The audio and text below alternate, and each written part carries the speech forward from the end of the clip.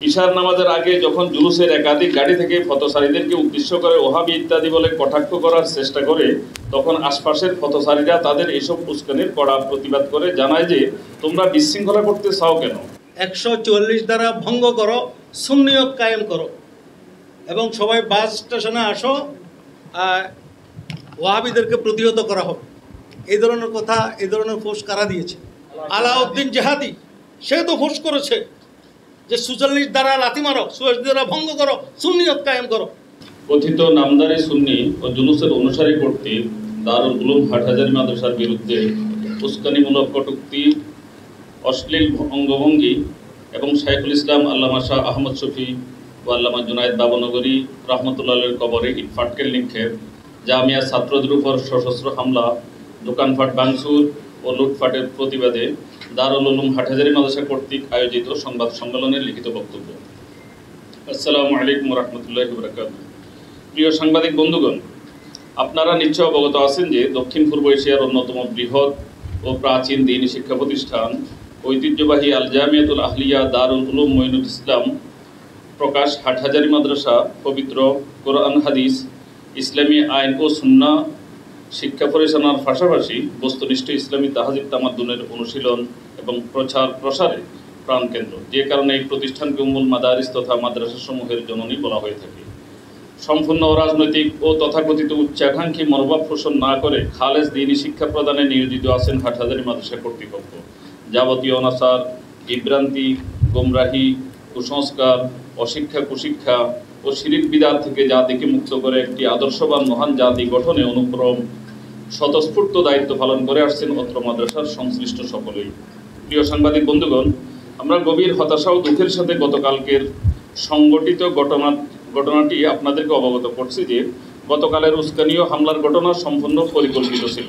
প্রতি বছরের 12ই রবিউল আউয়ালের দিন সুন্নি নামধারী বিদআতপন্থীরা হাটহাজারী মাদ্রাসার সামনে এসে উচ্চস্বরে গান বাজিয়ে মাদ্রাসার ছাত্রদেরকে খেপানোর চেষ্টা করে থাকে। সেই জন্য এবছর মাদ্রাসা কর্তৃপক্ষ গত সপ্তাহে ছাত্রদের উদ্দেশ্যে মসজিদে ঘোষণা দেয় যে 12ই রবিউল আউয়াল শনিবার ফজরের পর থেকে ঈশা পর্যন্ত মাদ্রাসার সকল গেট বন্ধ থাকবে। এমনকি মাদ্রাসা ভবনগুলোর ছাদের সিঁড়িঘরে প্রবেশের গেটসমূহ তালাবদ্ধ করে দেয়। এই বিষয়ে এতটা গুরুত্ব দেওয়ার আরও একটি কারণ হলো, পরদিন 13ই রবিউল আউয়াল থেকে মাদ্রাসার পরীক্ষা শুরু, যাতে কোনোভাবেই স্বাভাবিক পরিবেশে বিঘ্ন না ঘটে। আগে থেকেই ওস্তাদদের নির্দেশ এবং হুঁশিয়ারি থাকায় ছাত্ররা মানসিকভাবেও সেদিন মাদ্রাসা থেকে বের হওয়া যাবে না সেরকম প্রস্তুতি নিয়ে প্রয়োজনীয় খাবার, খাতা কলম ইত্যাদি সংগ্রহ করে রেখেছিল। পূর্ব ঘোষণা অনুযায়ী গতকাল ভোর থেকে মাদ্রাসার সকল গেট বন্ধ করে দিয়ে গেটে গেটে কড়া পাহারা বসানো হয় এবং মাদ্রাসার কোনো ছাত্রকে বাইরে যেতে দেয়া হয়নি। এতে আমাদের আশা ছিল কথিত নামদারি সুন্নিরাও সংযত থেকে দারুল উলুম হাটহাজারী মাদ্রাসা এরিয়া অতিক্রম করবে। তাছাড়া আমরা হাটহাজারী মাদ্রাসা কর্তৃপক্ষ স্থানীয় প্রশাসনকেও অবগত করেছিলাম, যাতে অন্যান্য বছরের মতো হাটহাজারী মাদ্রাসা এরিয়ার উত্তর ও দক্ষিণ অংশে আইনশৃঙ্খলা বাহিনী মোতায়েন করে জুলুস যাত্রীদেরকে মাইকে বাদ্যবাজনা করতে নিষেধ করে। কিন্তু ফটিকছড়ি সহ উত্তর চট্টগ্রামের নামধারী সুন্নিরা চট্টগ্রাম মহানগরীতে কথিত ঈদে মিলাদুন্নবী ও জুলুস উদযাপনের লক্ষ্যে গতকাল সকাল 7টা থেকে শত শত গাড়ি নিয়ে যাওয়ার পথে হাটহাজারী মাদ্রাসার সামনে বিকট শব্দে মাইকে গান বাজনা, উস্কানিমূলক স্লোগান, অশ্লীল নৃত্য ও কটূক্তিমূলক আচরণ এবং দৃষ্টিকটু অঙ্গভঙ্গির মাধ্যমে মাদ্রাসার ছাত্রদেরকে উস্কানি দিয়ে পরিস্থিতি উত্তপ্ত করে তোলে। এই সময় তারা শাইখুল ইসলাম আল্লামা শাহ আহমদ শফি ও কায়েদে মিল্লাত আল্লামা জুনায়েদ বাবনগরী রহমতুল্লাহ আলাইহির কবরে ফাটকেল নিক্ষেপ করে, যেখানে বাধা দিতে গিয়ে কয়েকজন ছাত্র আহত হয়। এছাড়া তারা জামিয়ার শতবর্ষী বাইতুল করিম জামি মসজিদের দিকে অশালীন ভঙ্গিমায় ইশারা করার মতো দৃষ্টতা দেখায়। এমনকি মসজিদের আজান ও জামাত চলাকালীন সময়ে তাদের বাদ্যবাজনা ও স্লোগান সমানতালে জারি রাখে। তাদের উস্কানির মাত্রা বাড়তে থাকলে মাদ্রাসা কর্তৃপক্ষ থেকে বারংবার অনুরোধ করা হলে দুপুরের পর 2-3 জায়গায় কিছু পুলিশ মোতায়েন করা হলেও তারা উস্কানি বন্ধে সমর্থ হয়নি। ফোর্স করলেন যে 144 দ্বারা ভঙ্গ করো, সুন্নিয়ত কায়েম করো। আমাদের কাছে তো ফোর্স আছে, 144 দ্বারা ভঙ্গ করো, সুন্নিয়ত কায়েম করো এবং সবাই বাস স্টেশনে আসো, ওয়াহাবিদেরকে প্রতিহত করা হবে। এই ধরনের কথা, এই ধরনের ফোর্স কারা দিয়েছে? তাদেরকে আইনের আওতায় নিয়ে আসা হোক এবং তাদেরকে দৃষ্টান্তমূলক শাস্তির ব্যবস্থা করা হোক। আমি যেটা আপনাদেরকে প্রশ্ন করতে চাইতেছি, আপনারা সাংবাদিক ভাইরা অবশ্যই জানেন যে শিক্ষা জাতির মেরুদণ্ড। সেটা আপনারা ধর্মীয় শিক্ষাকে জাতির মেরুদণ্ড বলেন বা আধুনিক শিক্ষাকে জাতির মেরুদণ্ড বলেন। তো যে সমস্ত শিক্ষা প্রতিষ্ঠান চট্টগ্রামে আছে, বিভিন্ন সিটিতে আছে, ইভেন একটা শিক্ষা প্রতিষ্ঠান যেখানে শিশু কিশোর মাত্র 60 থেকে 70 জন শিশু কিশোর ছাত্র ছাত্রী লেখাপড়া করে, এটা কেজি স্কুল, একটা ছোট্ট প্রতিষ্ঠান, 60 থেকে 70 জন কিশোর ছাত্র ছাত্রী সেখানে লেখাপড়া করে। আধা কিলোমিটার দূরে ডান পাশে বাম পাশে লেখা আছে, সাইনবোর্ড দেওয়া আছে যে বাসের হর্ন বাজানো নিষেধ। কি বলেন, এই কথাটা সত্য না? বাসের হর্ন বাজানো নিষেধ। একটা শিক্ষা প্রতিষ্ঠান, ছোট্ট শিক্ষা প্রতিষ্ঠান যেখানে 50 থেকে 60 জন শিশু কিশোর পড়ে। আর দক্ষিণ পূর্ব এশিয়ার ঐতিহ্যবাহী শিক্ষা প্রতিষ্ঠান উম্মুল মাদারিস, দারুল উলুম মঈনুল ইসলাম, হাটহাজারী মাদ্রাসা, এদেশের কোটি কোটি জনতার, তৌহিদি জনতার প্রাণের স্পন্দন, যেই মাদ্রাসার সাথে লক্ষ লক্ষ কোটি কোটি মুসলমানদের হৃদয়ের সম্পর্ক, যেখানে 8 থেকে 10,000 ছাত্র লেখাপড়া করে। এই মাদ্রাসার পাশে হর্ন বাজানো তো দূরের কথা, ডিজে পার্টি, গান বাদ্য, নাচ, এইভাবে উলঙ্গপনা, বেহায়াপনা।